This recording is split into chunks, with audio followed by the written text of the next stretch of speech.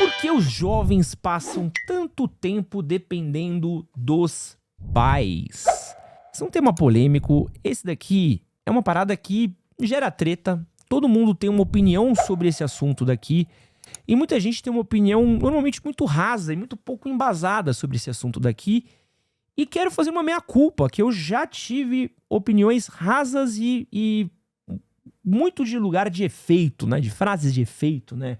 Uma geração forte gera uma geração fraca gera tempos difíceis, blá, blá, blá, esse tipo de coisa.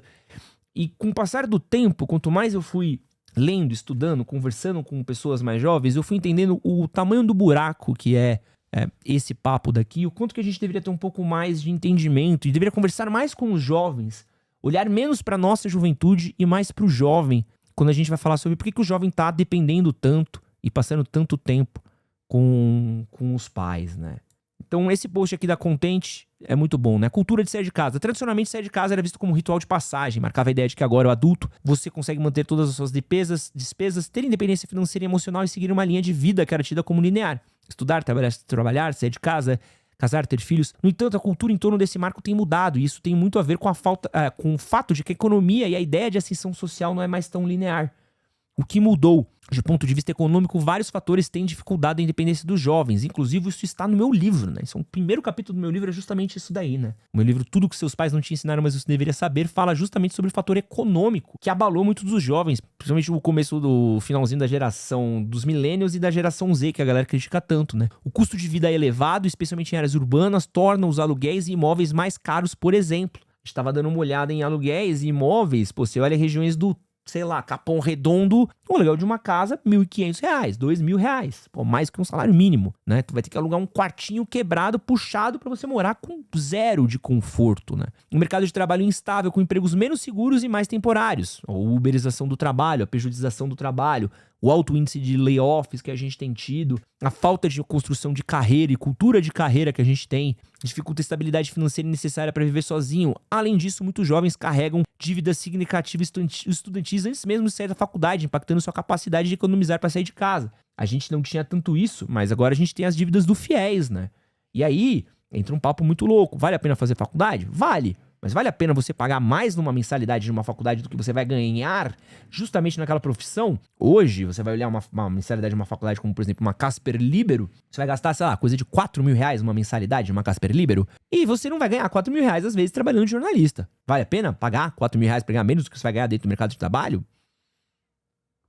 Antes de continuar esse vídeo daqui, quero dar um recadinho dos meus amigos da T2 Educação. A T2 é uma escola especializada em preparar quem quer trabalhar no mercado financeiro, principalmente em corretoras, bancos ou instituições financeiras. Eles ajudam tanto quem está começando do zero ou quem está buscando crescimento ou uma transição de carreira. A T2 oferece cursos preparatórios para que você tire as principais certificações que o mercado exige. Na T2, você encontra cursos para certificações financeiras como CPA 10, CPA 20, CEA, PQO, entre outros. Todos esses são essenciais e muitas vezes obrigatórios. A T2 acompanha de perto todas as principais atualizações das certificações do mercado, garantindo que os alunos estejam sempre preparados para os desafios atuais. Mais de 110 mil alunos estudaram na T2 Educação e trabalham hoje nas principais instituições financeiras do país. É uma escola que acelera carreiras e abre portas no mercado financeiro. E usando o cupom EDSON10, no link que vai estar na descrição desse corte, no primeiro comentário fixado ou no QR Code que está aqui na tela, você tem um desconto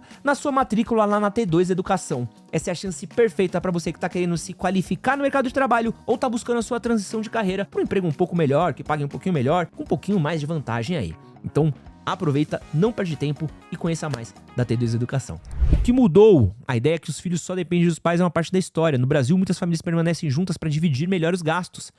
Além disso, as estruturas familiares e os papéis de cada membro também estão mudando. Muitos jovens, e especialmente os millennials, de menos idade, pessoas da geração Z, são tidos como cuidadores de pessoas mais idosas ou pais dos parentes que dependem de cuidados de uma organização interna de rotina. Responsabilidades essas que acabam caindo sobre aqueles que ainda não trabalham de maneira fixa ou não têm filhos. Então o cara, ele cuida da pessoa mais velha. A gente tem hoje um fator que é a geração sanduíche, né? Uma pessoa que ela tem a faixa dos 30, 40, ela tem um filho mais novo, tem um filho mais velho, tem um pai que vira o filho mais velho dela, né?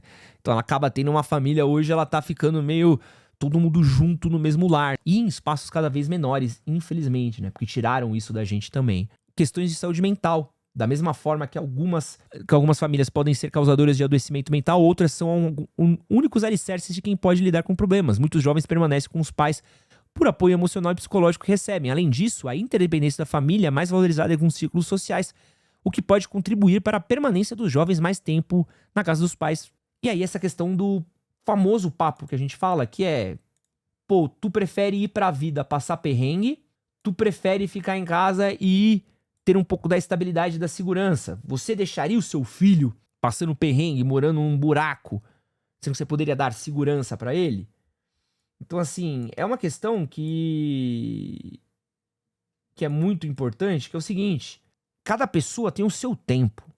E as pessoas às vezes se importam com uma coisa que não diz respeito a elas. E essa foi uma parada muito doida, assim. Tem uma reflexão que me veio, e aí de novo aqui, é aquela questão que eu falo do quanto que um influenciador, às vezes, ele precisa sair um pouco do papel desse lugar de eu sou o dono da verdade, eu tenho 100% de razão no que eu tô fazendo, e, tipo, olhar um pouco com mais cuidado, com mais carinho pra audiência dele, e às vezes ouvir e aprender com a audiência dele. Uns anos atrás eu fiz um vídeo falando sobre quem morava com os pais, descendo pau, babá. E, pô, só frase de lugar comum, né? Ah, pô, tempos difíceis formam homens fortes tornam tempos fáceis tornam homens fracos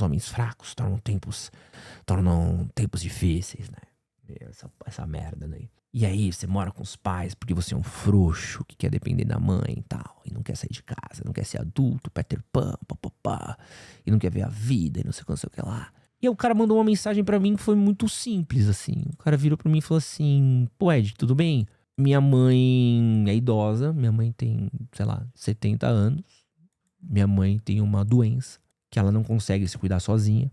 Hoje ela depende apenas da aposentadoria dela, que não daria pra cuidar da casa dela e do aluguel dela. Não conseguimos pagar uma cuidadora 100% do tempo pra ela. Se eu sair da casa da minha mãe não tem quem cuidar dela. E minha mãe morre.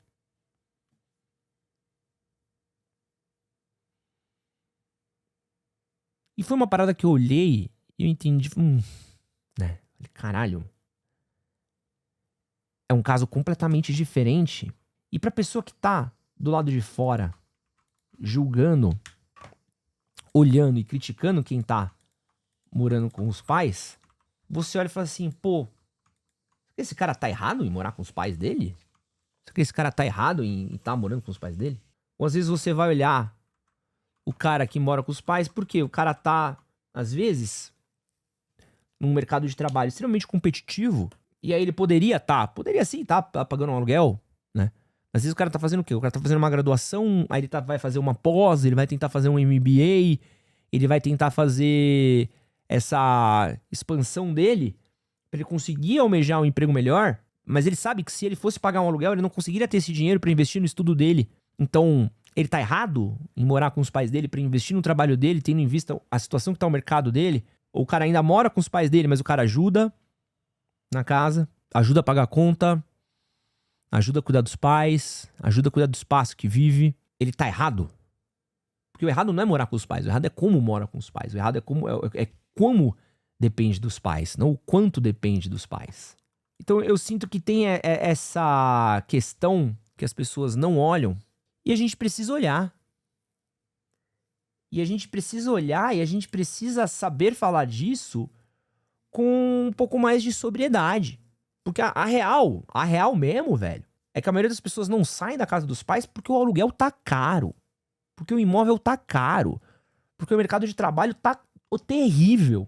Tá terrível. Não é porque as pessoas são completamente... Nossa, as pessoas são mimadas e querem ficar dependendo dos pais o tempo todo, essa geração... Será que a pessoa não quer?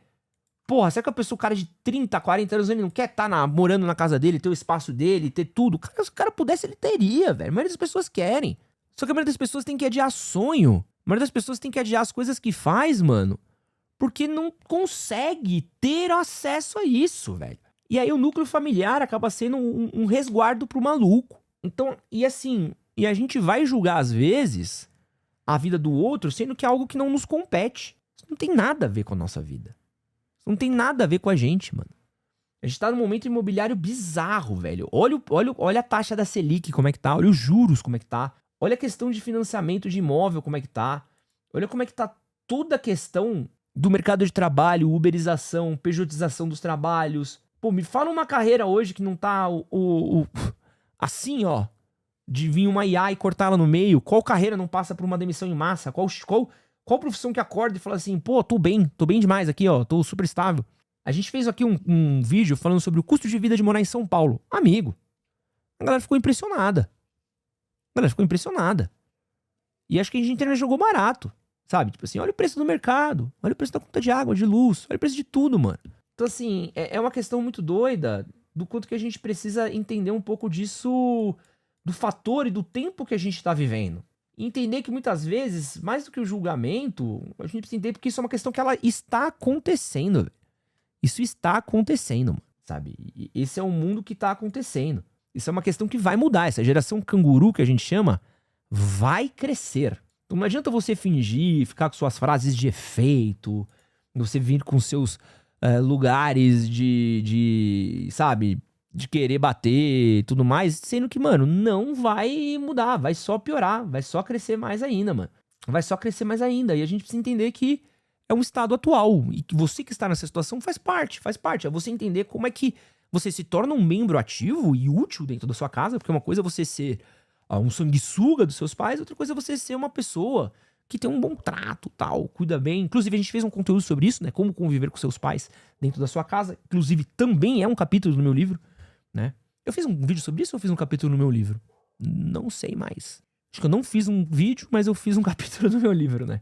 Porque, pô, é difícil ser um adulto formado morando com os pais, mas você precisa ter regras de convivência, precisam ter tratos de convivência. Fiz um capítulo falando só sobre isso. Vá dar uma olhada. E a gente precisa entender que o brasileiro médio, ele não é o que o coach de autoajuda vê. E a gente precisa tomar cuidado que às vezes a nossa realidade, pô, você já conseguiu sair da casa dos seus pais? Porra, que legal, velho.